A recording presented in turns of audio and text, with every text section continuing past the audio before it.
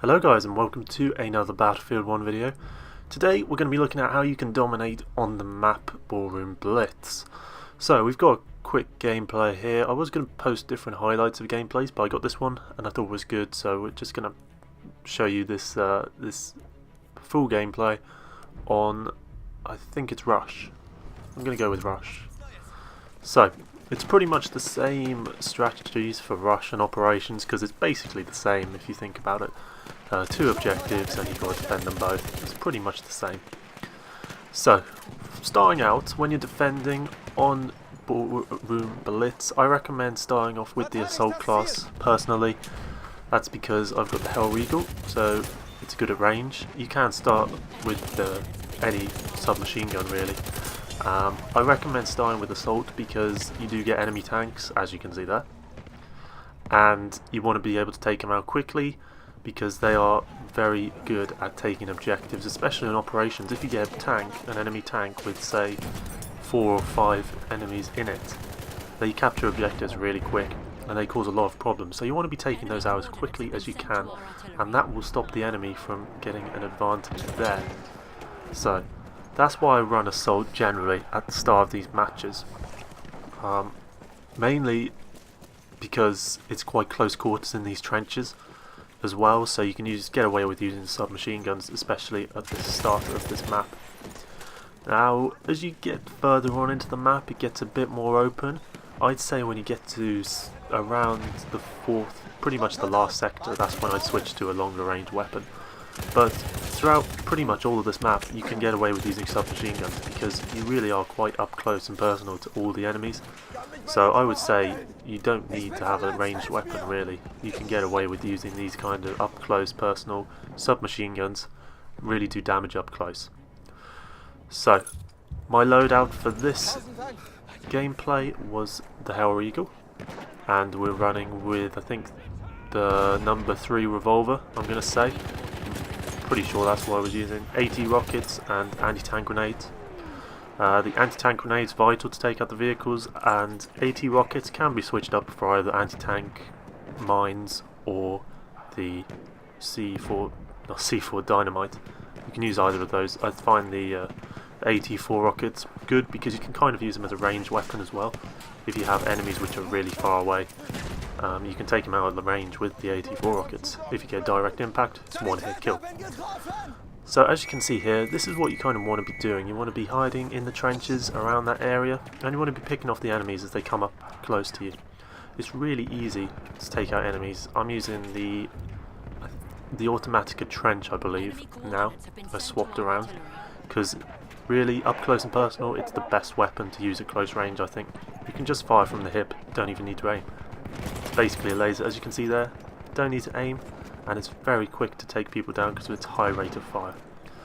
So I'd recommend the Automatica at this stage of the map, or the Hell Eagle. Those are my personal preferences. As you can see here, another tank. All it takes to take out the light tanks is 2 anti-tank grenades and 1 AT rocket, pretty much. Actually 2. But they're really easy to take down, so you don't really need to worry about those. Very easy to take out there. So pretty much I'd say the biggest thing about this map is you want to try and get around the enemies. As you can see here, you want to pay attention to where the enemies are at, and then you want to come from the side of them where they won't expect to see you, really. You don't want to be going in and challenging them when they are looking at you. You want to try and approach from different angles where they're not expecting you. As you can see here, I'm coming around the back. They aren't really expecting me to be flanking them. As you can see there, that sniper had no idea. This guy has no idea I'm coming from the back, even with my terrible shooting. And he's obviously really not a very good player, because I can just go and stab him multiple times, and I just chased him around the map for a while. So it gets lucky when your opponents aren't very skilled. But really, just go through the trenches, just try and take out enemies. When you get on to further on into the map, that's where it gets a bit more tricky. The maps get a bit more open. That's when you do want to start kind of finding places to just stay, pick enemies off, and I find that if I'm getting killed from range a lot, you need to switch to, say, the medic class and run with a longer range weapon. But basically play it by how you're feeling, how you're performing. If you're getting a lot of deaths because the submachine guns aren't handling the range you're working at, then I'd say switch class, but I think personally I can go the whole of this map without having to swap from the assault class, and that just really helps the team out. Just being able to take out those vehicles makes it so much easier to defend on this map. So that's pretty much all I've got for this map. I'd say my personal preference, run with the assault class, take out the tanks, and it's very easy. The only problem I have with this map is at the start on operations, if you hold them off for one attack and you're still at this section, you're screwed because the behemoth comes in, nothing to take it out with, and you basically have to just accept all the deaths you're taking. But there are ways to take it out as you get further into the map. But the behemoth, very annoying at the start of this map.